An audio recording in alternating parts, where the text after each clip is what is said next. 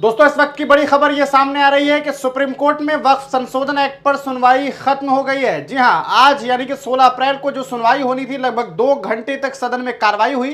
कपिल सिब्बल और सीनियर वकील मिस्टर धवन और दीगर वकीलों ने अपनी बातें जो है मुस्लिम पक्ष की तरफ से रखी और जबरदस्त तरीके से अपनी दलीलें उन लोगों ने पेश की। सीजेआई जो है जनाब संजीव खन्ना और उनके साथ जो 2 और जज की बेंच थी, उन्होंने इस पूरे मामलात को सुनने के बाद जो सॉलिसिटर जनरल ऑफ इंडिया है तुषार मेहता, उनसे भी सवाल किया और कहा कि आखिरकार आप किस बिना पर इस कानून में इस तरह के मामलात जो है लेकर के आ रहे हैं कि आप ये कहना चाह रहे हैं कि भैया ऐसा है कि कागज दिखाइए।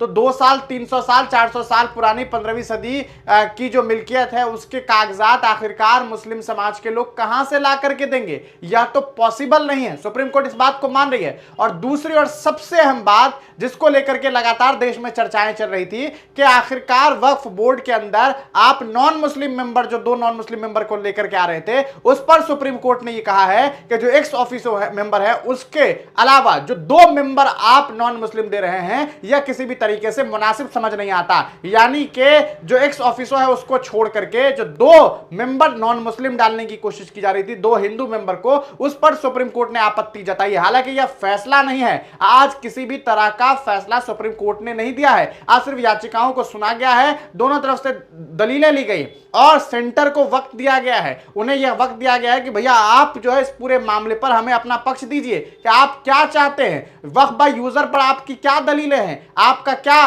स्टैंड है। वही कपिल सिब्बल ने, जो सीनियर आप जानते हैं वकील है, उन्होंने इस पूरे मामले पर सीधे तौर पर यह कहा कोर्ट में कि आर्टिकल 25 और 26 जो मूल एक कहा जा सकता है अधिकार है अवाम की, जनता की, भारत की, कि उन्हें धार्मिक आजादी दी गई है, उसमें लेजिस्लेटर हस्तक्षेप क्यों कर रहा है? क्यों पार्लियामेंट में इस तरह के कानून बनाए जा रहे हैं जिसके जरिए मुसलमानों के हक और हुकूक पर जो है सेंधमारी की जा रही है? तो यह सीधे तौर पर बातें हुई है। मुख्य जो बात हो रही है वो यह कि क्या यह बिल, क्या यह कानून जो है इस पर रोक लगा दी जाएगी? सुप्रीम कोर्ट ने कुछ संशोधनों पर कहीं ना कहीं आपत्ति जरूर जताई है, लेकिन जिस तरीके से यह बातें की गई कि हिंदू जो धर्म के लोग हैं उनके लिए भी ऐसे कानून लाए गए कि 25 और 26 में कहीं ना कहीं उनके भी मामले आते, क्योंकि आर्टिकल 25 और 26 जो है वो पूरी तरीके से सेकुलर आर्टिकल है। तो उस आर्टिकल के तहत हिंदुओं के लिए भी सेंटर ने कानून बनाया है और वैसे ही एक कानून मुसलमानों के लिए बनाया गया है। तो ऐसा भी लग रहा है कि सुप्रीम कोर्ट यह भी कह रहा है कि भैया कानून बनाने का उनके पास हक है, उन्होंने बनाया है, कुछ संशोधन पर उन्हें आपत्ति जरूर है। अब देखना यह है कल क्या इस पूरे मामले पर बातें होती है। कल फिर 2 बजे इस पूरे मामले पर कार्रवाई है।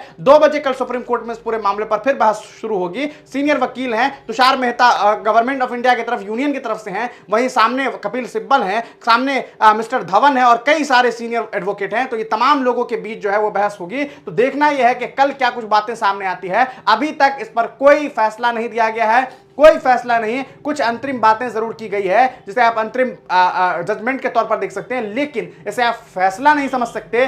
फैसले के लिए इंतजार करना होगा। सुप्रीम कोर्ट से 2 हफ्तों का वक्त जो है कहीं ना कहीं सेंटर मांग रही है कि आप हमें दे दीजिए, और अगर सेंटर चाहे तो उसके बाद हम रोज, सेंटर का कहना है अगर सुप्रीम कोर्ट चाहे, चीफ जस्टिस ऑफ इंडिया चाहे, तो हम रोज इस मामले पर बहस कर सकते हैं, रोज हम इस मामले पर बात कर सकते हैं कोर्ट में। तो यानी कि डेली जो है इस मामले पर बहस हो, इसके बारे में भी कहीं ना कहीं बातें सामने आ रही है। अब देखना यह है कि क्या चीफ जस्टिस ऑफ इंडिया अपनी रिटायरमेंट, क्योंकि अगले महीने मई में उनका रिटायरमेंट है, उससे पहले वह इस पूरे मामले पर अपनी बात रख पाएंगे या नहीं रख पाएंगे, क्या वो फैसला दे पाएंगे या नहीं दे पाएंगे। आपको क्या उम्मीदें हैं? कि आपको लगता है कि सुप्रीम कोर्ट वाकईतन इस पूरे मामले पर जो है कहीं ना कहीं मुस्लिम समाज के लोगों को जो है, अब देखिए इसमें मैं सिर्फ याचिका करता हूं कि उस दलील की व्यर्थता के बारे में समझा रहा था।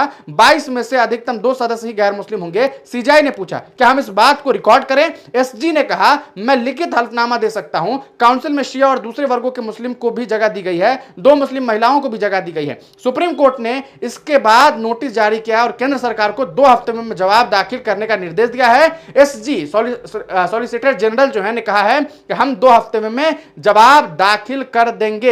कलेक्टर के आदेश के खिलाफ ट्रिब्यूनल जाने का रास्ता खुला है। यह भी बात अब यहां कहा जा रहा है कि भाई ऐसा है कि कलेक्टर को जिम्मेदारी दे दी गई कि बताइए कौन सी जमीन वक्त की है, कौन सी नहीं है। तो इससे मुसलमानों को परेशानी है कि भैया कलेक्टर तो वही काम करेगा जो उन्हें आदेश मिलेगा। इस तरह का डर, उस डर पर कहा जा रहा है कि भाई ट्रिब्यूनल जाने का रास्ता साफ है। तो इस तरह की बातें, यह कानून द्वारा स्थापित किसी चीज को खत्म करने जैसा होगा। सीजीआई ने कहा कि मुझे अब भी मेरा जवाब नहीं मिल पाया कि इस पर सॉलिसिटर जनरल यानी कि गवर्नमेंट पक्ष ने कहा कि अगर वह वक्त पंजीकृत है तो मैं उस पर हल्फनामे के माध्यम से जवाब देने को तैयार हूं। सीजीआई ने आगे कहा, यह कानून द्वारा स्थापित किसी चीज को खत्म करने जैसा होगा। आप इसे कैसे पंजीकृत करेंगे? उपधारा 2 पर गौर करें। जहां तक उपयोगकर्ता द्वारा वक्त का सवाल है, उसे पंजीकृत करना मुश्किल है। तो एक लंबी चौड़ी बहस हुई है। अब देखना यह है कि कल के दिन क्या कुछ तस्वीरें सामने आती है। हम इस पर एक डिटेल वीडियो भी बनाने की कोशिश करेंगे। तब तक के लिए आप तमाम लोग हमारे चैनल से जुड़े रहिए। वीडियो को ज्यादा से ज्यादा शेयर कीजिए, चैनल को सब्सक्राइब कीजिए। हमें फाइनेंशियली सपोर्ट करने के लिए चैनल को जरूर ज्वाइन कीजिए। आप हमसे अगर रूबरू होना चाहते हैं, बातचीत करना चाहते हैं, तो आप हमारे ऑफिशियल व्हाट्सएप नंबर पर हमें मैसेज कर सकते हैं। अगर आपकी तरफ से हमारी कोई राय, सजेशन हो तो आप इसके लिए आजाद हैं। बहुत बहुत शुक्रिया।